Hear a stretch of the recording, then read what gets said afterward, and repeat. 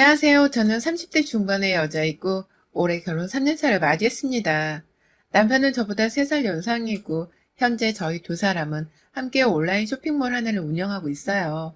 주로 옷이나 여자들 액세서리 같은 것들을 팔고 있고요. 함께 일을 하게 된 지는 5년이 좀 넘어가고 있습니다. 결혼을 하기 전부터 애초에 저희가 같이 어울리게 된 것은 사업 때문인 이유가 컸었죠. 저는 대학을 졸업하기 직전부터 피팅 모델로 일을 해왔습니다. 외모가 특출난 정도까지는 못 되었고 아르바이트를 하면 다른 곳들보다 돈을 더 많이 준다고 하길래 못 모르고 돈을 벌어보자며 시작했던 소소한 일이었어요.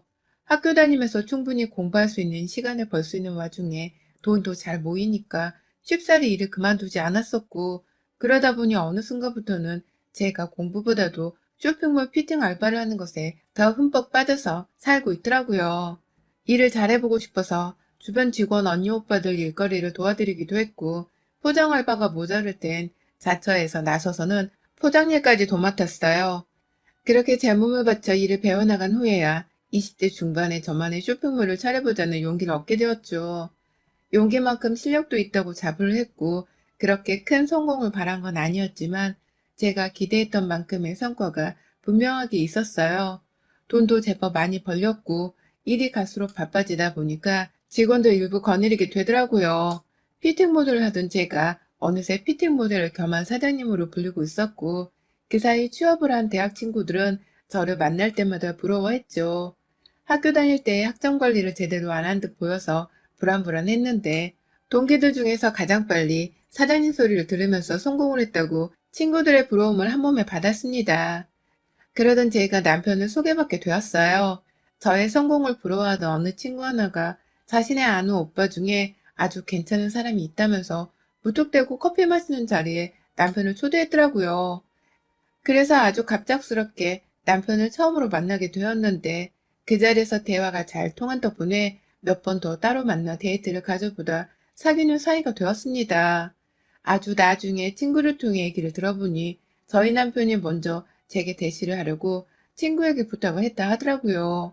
저의 사진을 SNS로 먼저 봤다면서 말이죠. 의도가 어찌 되었던 간에 저는 당장에 연애가 좋았습니다. 결혼 생각이 딱히 없었고 일이 더 중요했던 저였는지라 굳이 남편과는 진지한 미래에 관한 얘기를 나눠본 적이 없었고요. 그건 남편도 마찬가지인 듯 했어요. 그렇게 평범한 연애를 하면서 지내던 어느 날 남편이 일을 같이 해보고 싶다고 하더라고요. 제 사업의 문제점을 조목조목 나열하면서 자신이 회사에 들어온다면 그런 문제점들을 다 보완시킬 수 있으니 믿어달라고 말이죠. 처음엔 기분도 나빴고 당연히 안 된다 거절을 했습니다. 직원들 간의 사이도 좋고 서투르지만 우리끼리 잘 해나가고 있는 사업이었는데 문제투성이라고 말을 하는 남편의 말이 기분 나빴고, 무엇보다 저는 연인인 사람을 제 사업장에 들이고 싶은 마음이 추워도 없었거든요. 하지만 남편은 거의 2달 가까이를 절 설득해 보겠다면서 미친 듯이 사업 얘기를 꺼냈어요. 제가 기분 나빠한다는 것을 눈치챈 건지 말은 좀 더 부드럽게 하면서 어떻게든 함께 일도 성장시켜가며 미래를 그려나가 보고 싶다며 결혼 얘기까지 꺼내더라고요. 그러더니만 무작정 회사를 그만둬버리며 나 이제 백수야. 네가 책임져 주지 않으면 나 진짜 이대로 쭉 백수로 살다 망가질지도 몰라. 라고 투정을 부리는 듯 반협박을 하는 남편을 못 이겨 저희 사무실에 취직을 시켜줬습니다. 거의 허드렛 일, 그러니까 택배 정리하거나 고객 대응하는 것들을 해가면서 남편은 회사 내의 자잘한 일들을 맡았어요. 제법 열심히 일을 하길래 저는 남편에게 호감을 많이 느꼈습니다. 사람이 일 하나만큼은 똑부러지게 투정 안 부리고 하는 듯 보였고요. 그렇게 호감 가는 와중에 남편 또한 결혼 준비를 착실히 시작해보자면서 말을 꺼내왔는지라 얼마 지나지 않아 저희는 바로 결혼을 했어요. 남편이 되었다고 특급 승진을 시켜준 건 아니었지만 웬만하면 몸을 안 쓰는 일을 맡게 하면서 좀 편하게 일을 하도록 제 딴에는 배려를 해주었고, 남편도 그런 저의 의중을 잘 알았는지라 본인이 맡은 일을 끝까지 열심히 하려고 했습니다. 부부가 같이 일을 한다고 해서 절대 동업자라고 남편을 칭하진 않았어요.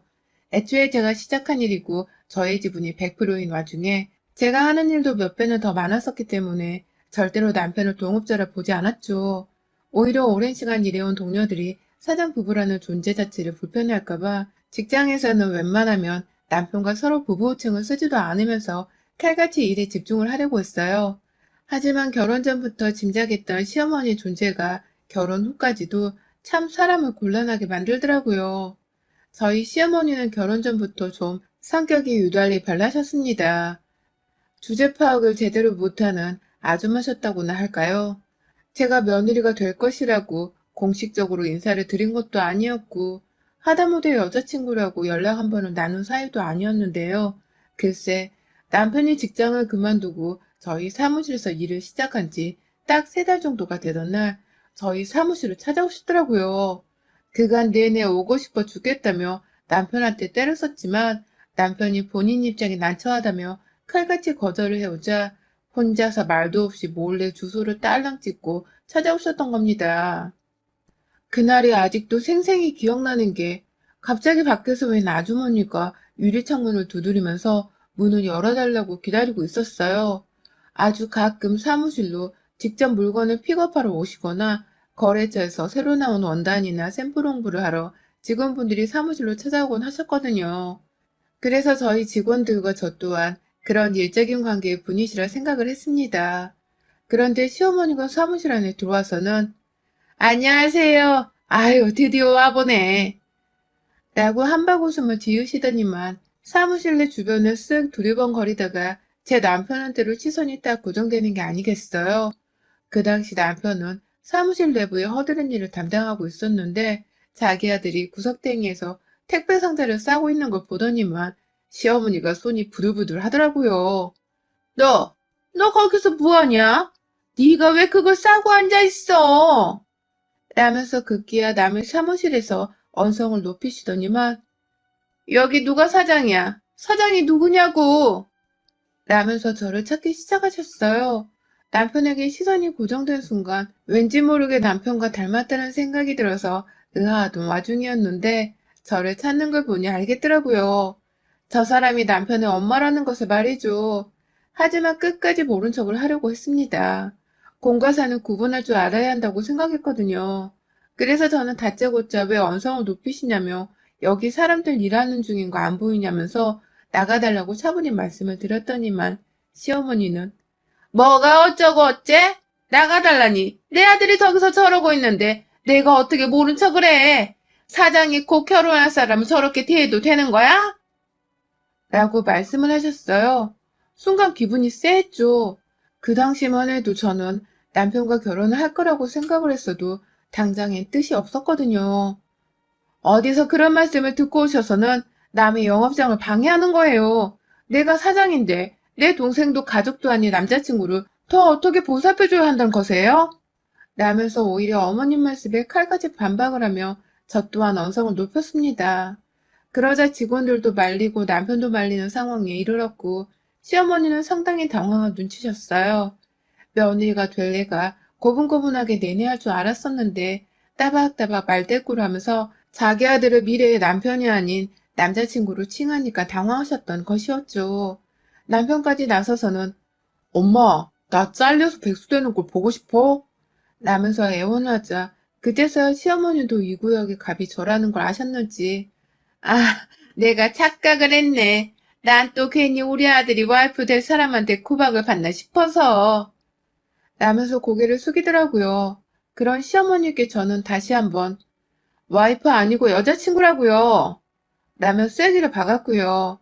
시어머니를 모시고 나가는 남편을 보며 절대로 이런 집구석에 무슨 일이 있어도 시집을 가지 말아야겠다는 다짐을 했습니다.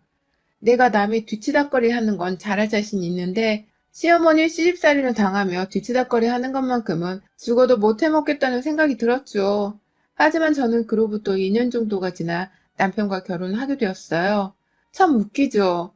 제가 생각해도 너무 얼척이 없는데 할 수밖에 없었습니다. 제가 혼전 임신을 했거든요. 둘 다 회식을 하고서 술김에 일을 저질렀고 쌍방의 잘못이었기 때문에 누굴 탓할 수가 없었어요. 결국 울며 겨자 먹기로 남편과 신혼집부터 구한 후 혼인신고를 했습니다. 저희 부모님은 당연히 애를 가진 딸을 생각해서 혼인을 허락할 수밖에 없으셨고 자신의 아들이 다니는 회사 사장인 저하고 결혼을 한다고 하니 저희 시부모님께서도 절대로 결혼을 반대하지 않으셨어요. 졸지에 혼전 임신인데 양가 집안의 허락을 아주 가볍게 받고서 결혼을 했습니다. 그 후 저의 삶은 참 많은 것이 달라졌습니다. 혼자로 싱글인 채 연애만 하면서 일에 치중하던 삶은 더 이상 누릴 수가 없게 되더라고요. 배는 불러오고 몸은 더욱 피로해짐과 동시에 옆에서 남편은 자꾸 일을 쉬라면서 혼자서 쇼핑몰 운영에까지 손을 대보겠다고 하는데 사방팔방으로 저의 적들만이 있는 기분이었어요. 그럼에도 불구하고 곧 태어날 내 아빠고 그동안 허드렛 일과 작은 사무일까지도 열심히 해온 남편이었으니까 잠시 사업을 맡겨도 되지 않을까 싶어서 정말로 인수인계를 잠시 해줬던 적이 있었습니다. 그동안 저는 혼자서 집에서 휴식을 많이 취하고 있었고요. 그런데 한 번은 저희 직장에서 오래 다녔던 직원 하나가 연락이 왔더라고요. 그러더니만 글쎄 일을 그만두겠다고 하는 겁니다. 그 긴 시간을 함께 일해온 동료가 말이죠. 왜 그만두려 하느냐고 조심스레 물어봐도 아무 대답이 없었어요. 그냥 힘들다고 하소연만 하길래 혹 경쟁업체로 스카웃이라도 되어가는 게 아닌가 하는 생각이 들더라고요. 그래서 저도 더 이상 물어보지는 않은 채 앞날을 열심히 응원만 해주며 좋게 정리를 했습니다. 하지만 오랜 기간 함께해온 직원들이 사표를 내는 건 그게 전부가 아니었습니다. 잠시 태교를 위해 회사를 나가지 않았을 뿐인데 무려 2명의 직원이 추가로 사표를 냈고 그렇게 저는 총 3명의 오랜 직원과 얼떨결에 작별 인사를 해버리고 말았어요. 그제서야 저도 아차 싶더라고요. 남편이 경영을 잘 하고 있지 못하다는 걸 말입니다. 그래서 그날부로 바로 쇼핑몰에 다시 출근을 했고 열심히 그간 어지럽혀진 회사 분위기를 살려보려고 노력을 많이 했어요. 갑자기 출근을 같이 하자며 집에서 나서는 저를 보고 남편도 상당히 당황하고 난감해하는 표정이었는데 뭐 문제 있어? 내가 내 회사 간다는데? 라면서 카리스마 있게 쏘아대니 남편도 찍소리를 못한 채 저를 쫄래쫄래 따라오더라고요. 그렇게 저는 다시 강제로 일을 시작했고 아이를 낳고 나서도 지난 일을 되풀이하지 않기 위해서 웬만하면 제 손으로 회사 일을 책임지려 했습니다. 사소한 고객 응대 문제부터 시작해서 택배사 비용 처리 문제까지 모조리 다 웬만하면 저를 거쳐 일이 진행되도록 만들었고 점점 남편이 설 자리는 줄어들게 되었죠. 애초에 비중 있는 자리를 탐하며 들어온 사람이 아니었기 때문에 남편은 그저 일을 할 수 있다는 것만으로도 어디냐는 생각이었던 것 같아요. 하지만 우리 시어머니는 달랐습니다. 도대체 며느리 회사에 뭐 그리 관심이 많으신 건지 회사에 주기적으로 찾아오시더라고요. 그것도 미리 약속을 하지도 않은 채로 마실 나가다 들렸다는 식으로 말입니다. 그렇게 오셔서는 가운데서 진두지휘를 하고 있는 저를 보면 아유, 우리 며느리는 참 독하다, 그려. 라는 말로 제 빈정을 상하게 만드는 것은 물론이고 직원들 앞에서 저를 민망스럽게 만들곤 하셨습니다. 여자가 일을 열심히 하면 독하다는 소리를 들어야 하는 거냐며 시어머니께 빈정거리며 대놓고 물어보기도 했는데 그러면 시어머니께선 꼭 이렇게 말씀하셨어요. 아유, 일을 열심히 하는 건 문제가 아니지. 남편을 얼마나 우러러 공경하는가 아닌가. 이게 문제지. 라고 말이죠. 그러면 또 남편은 엄마! 하면서 시어머니를 억지로 데리고 나갔고 그러면 한동안 사무실의 분위기는 텁텁했습니다. 숨이 꽉 막힌 듯 했죠. 직원들은 제 눈치를 보고 저는 또 저대로 시어머니께 받은 스트레스가 날이 서서는 직원들에게 은연중 화풀이를 해댔고 그렇게 저희 회사는 점점 망가져 갔어요. 여전히 수익은 벌어들이고 있는 회사였지만 뭔가 대체적으로 엉망진창이었습니다. 그러다 보니 저는 처음으로 일을 쉬어봐야겠다는 생각을 자진해서 하게 되었어요. 너무 지친 상태에서 직원들도 나와 시어머니 진상짓으로 인해 직장 내에 불편함이 크다고 생각을 했거든요.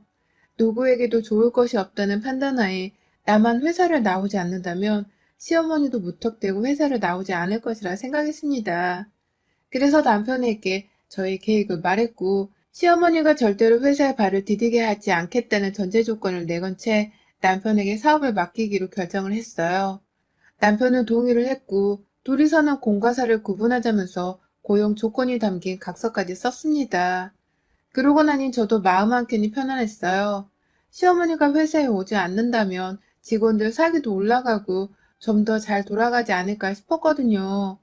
그러는 참에 아이를 보면서 몇 달 좀 쉬다가 예전에 회사를 그만두었던 애 직원들에게도 연락을 해서는 어떻게든 다시 돌아올 수 있으면 돌아와 달라고 말을 해볼 참이었습니다. 예전처럼 서로 도와가며 열심히 일을 해보자고 말이죠. 하지만 그걸 계기로 저는 뒷목을 잡을 수밖에 없는 일을 겪고야 말았습니다.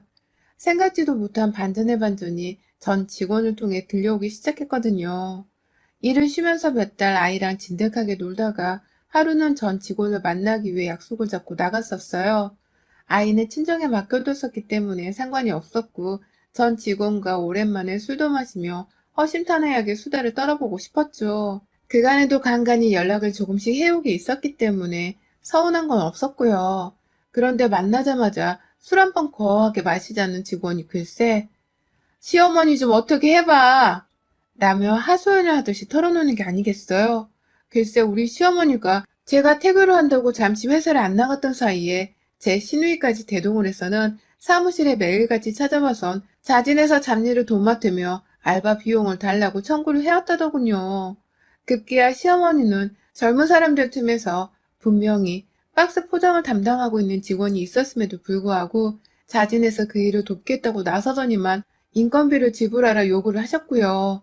그도 모자라 남편이 자기 아들이라면서 마치 사장 엄마라도 된다는 듯이 사무실 내에서 갑질을 하고 직원들에게 개인 심부름을 시켜왔다는 겁니다. 하다못해 자기 딸이 생일을 하는데 어째 사무실 안에 생리대 한 개가 없냐면서 남편보다 높은 직급의 직원한테 생리대를 사오라고 시켰더라고요. 그걸 회사 카드로 사라면서 남편이 법인카드를 내밀었고 말입니다. 정말 기가 막힐 노릇이었습니다. 제가 분명 회사로 복귀했을 때에는 시어머니는커녕 시누이의 흔적을 전혀 찾아볼 수 없었거든요. 그런데 그게 다 알고 보니 제가 회사에 출근을 한다면서 남편이 미리 선수를 쳐서는 시누이랑 시어머니한테 출근하지 말라고 알려줬던 모양이더라고요. 그래서 저는 감히 시누이까지도 내 사업장 안에 발을 디뎠을 줄이라고는 감히 상상은 못했고 말입니다. 내 직장의 멀쩡한 직원들을 갑질로 일삼다가 그만두게 한 것도 모자라 급기야 자기 딸내미 데려와 알바 비용을 받으면서 일을 했다는 시어머니의 과거 일을 들으니 분노가 솟구쳤습니다. 하다못해 또 다른 직원들한테는 자기 생일이라서 일은 못하겠지만 경조사비를 줘야 하는 게 아니냐면서 궁시렁거리다가 남편과 시누이 그리고 시어머니 셋이서만 점심시간 4시간을 비우면서 호텔에서 식사를 했다더군요. 그걸 세무일을 담당하는 직원이 카드 내역을 뽑다 알게 되었고 이걸 저한테 말하려고 했으나 남편이 그 전에 일을 그만뒀으면 좋겠다며 먼저 해고 의사를 밝힌 바람에 어쩔 수 없이 더러워서 피한다며 사표를 낸 것이었고요. 정말 저로서는 상상도 하지 못했던 일이 벌어졌었더라고요. 그리고는 순간 기분이 쎄했죠. 설마 내가 회사를 가지 않고 있는 지금도 이런 똑같은 일이 벌어지고 있나 싶어서 말입니다. 일단 전 직원의 말을 모두 녹음해 놓은과 동시에 증거 자료가 될 수 있는 문자 내역들까지 싹 다 모았어요. 밖에서 거래처를 돌고 있는 직원한테 주변 온 매장을 들려 법인카드로 자기 옷도 사와달라고 시킨 시누이 문자도 제 핸드폰에 전송받았고요. 저 임신했을 때 시댁 식구들이 점심값으로 매번 두당 2만 원이 훌쩍 넘어가는 비용을 잘만 썼다는 영수증까지도 파악을 해서는 저희 쇼핑몰 담당 세무서에 가서 지난 내역을 떼 확보했습니다. 그리고 혹여나 싶어 날짜를 정해둔 뒤에 저와 가장 오래 일을 했던 전 직원과 함께 불현듯 사무실을 찾았어요. 정말 아무에게도 말을 하지 않은 채 불현듯 말입니다. 직원은 저를 대신해 뒤에서 따라 들어오며 핸드폰 동영상을 켰습니다. 사무실 내에 오피스용 카메라가 설치되어 있긴 했지만 사실 제대로 작동하지도 않는 것인데 감시용으로 설치만 해놓은 것이었거든요. 그 사실을 남편도 알고 있었고요. 이미 시어머니께 단단히 화가 나서는 사무실을 들어가는 순간부터 심호흡이 가파졌어요. 가까이 다가갈수록 익숙한 듯한 노인의 목소리가 쩌렁쩌렁하게 울려대고 있길래 저도 모르게 발걸음을 멈추고 직원을 쳐다봤죠. 그러자 직원도 같은 마음이었는지 입모양으로 저 할망 그거 왜 또? 라면서 인상을 찡그리더라고요. 그리고 전 사무실 문을 열자마자 바로 앞 가운데에 제 책상에 떡하니 앉아서는 과자를 뜯어먹으며 옆에 있는 직원에게 잔소리를 퍼붓고 있는 시어머니를 마주봤고 그 순간 이런 삐리리 너 거기서 안 튀어나와? 라면서 달려들어 시모의 머리끄댕이를 잡아당겼습니다. 바로 옆 택배를 싸는 곳에는 세워라, 내워라. 지 오빠랑 수다를 떨며 박스 포장을 하고 있는 신우의 눈을 마주치자마자 잡고 있던 시어머니의 머리채를 놓아버리며 그것들한테로 밀어버렸어요. 졸지에 시어머니는 제자리에서 사장마냥 갑질을 하고 있다가 진짜 사장이 나타나자 간이 콩알만해져서는 도둑년 마냥 눈치를 보며 어쩌면 좋아, 이를 어째 라고 오도방정을 떨기 시작했고 옆에서 남편은 뒤에서 동영상까지 촬영하고 있는 그만둔 직원을 확인하고서 여보, 일 키우지 말자. 진짜 당신이 생각하는 그런 게 아니야. 우리 일 도와주러 오신 거야. 잠깐 봉사활동만 하고 집에 가려고 하셨어. 라면서 저를 달래기 시작했죠. 하지만 다 소용없었습니다. 이미 내 자리에 앉아서 과자를 처먹는 모습부터가 일도 못하는 년이 사장의 며느리 덕을 단단히 보류했다는 인상을 주기 충분했거든요. 그 순간 저는 남편에게 익히 제 사업을 잠시 맡기면서 작성했던 고용조건 각서를 떠올렸습니다. 절대로 시어머니를 내 사무실 안으로 들어오지 못하게 하기로 약속을 했었는데 그걸 철저하게 무시를 한 채 자기 가족들을 사적으로 사무실 내에 불렀다는 사실이 절 더 이상 참지 못하게 만들었어요. 그 아까운 박스를 들어선 남편과 시어머니 그리고 신우이의 얼굴을 향해 날리면서 말했어요. 니들 이제 다 끝났어. 남의 사업장에서 남의 법인카드로 호텔도 들락거렸었다며? 이 거지 새끼들, 내가 니들 같은 거지들 구원해주려고 이 사업을 한 줄 알아? 니들 싹 다 횡령죄로 고소해버릴 줄 알아. 라고 소리쳤죠. 그 순간 뒤에서 한 직원이 와우! 라면서 저희 말을 동의함과 동시에 응원을 하는 감탄사를 내뱉었고 동영상을 촬영 중이던 전 직원은 그 말에 빵 터져 웃어버리고 말았죠. 그러자 이를 무죄! 라며 불안해하던 시어머니는 자존심이 퍽 상하셨는지 너는 내가 네 시어미인 걸 잊은 거야? 사장이면 다야? 겨우 푼돈 쥐어주는 사장 주제에 시댁 식구들을 이렇게 대하면 어찌해? 버르장머리 없는 년. 라면서 큰 소리를 내시더라고요. 그래서 저는 당신 아들이랑도 각서도 작성했으니까 그런 건 나중에 법원 가서 판사한테 짓거리세요. 당신들은 오늘부로 나한테 위자료 청구하는 민사소송에 횡령죄로 형사고소까지 받을 각오하고 살아야 할 거야. 내가 당신들만큼은 남의 돈을 훔쳐 쓴 죗값이 이 대한민국 땅에서 얼마나 무서운지를 알게 해줄게. 라며 경찰을 불렀습니다. 경찰이 도착도 하기 전에 남편을 포함한 시댁 것들은 주랭랑을 쳤고요. 저는 형사고소를 한다며 이 일행들을 모조리 다 신고했고 결국 그 셋은 경찰서로 붙들려 갔습니다. 그 자리에서 전 모든 직원들 그리고 전 직원들의 도움을 받아서 횡령죄로 고소를 했고요. 남편과 시댁 식구들은 모두 형사고소를 당하게 되었어요. 저한테는 이혼소송과 더불어 양육권 소송 그리고 양육비 청구 소송을 함께 받게 되었고 시어머니와 시누이한테도 제 이혼의 책임을 물어 위자료 소송을 걸었답니다. 당연히 제 직원들 또한 직장 내 갑질 피해로 인한 손해배상 청구 소송을 냈고 그 소송 비용은 다 저의 불찰이라 생각되어 제가 다 지불을 해줬네요. 졸지의 남편은 사장 남편에서 아무것도 아닌 존재가 되었고 시어머니는 사장 며느리 덕을 보려다가 오히려 그 덕본 곳에 더해서 5만 군데의 위자료를 토해내며 돈을 빚까지 내야 하는 상황에 처하셨답니다. 시댁 분위기는 안 봐도 초상집일 것이 뻔한 상황이었고요. 저는 혼자가 되었음에도 오히려 더 홀가분해져서 기분이 좋다며 전 직원들까지 모조리 다 불러다가 다시금 사업을 키우는 데 힘써보자 했네요. 사람을 곁에 잘 둬야 한다더니만 저는 결혼 한 번으로 아주 최악의 쓰레기 것들을 곁에 둔 바람에 졸지에 멀쩡하던 사업까지 더 말아먹을 뻔했습니다. 그래도 좋았던 사람들의 끊이지 않았던 은혜 덕분에 죄다 소송을 걸고 죄값을 치르게 할 수 있었네요. 진짜 지긋지긋했던 시댁 식구들과 이제 정말 안녕입니다. 여러분의 생각은 댓글로 남겨주세요. 오늘도 시청해주셔서 정말 감사합니다.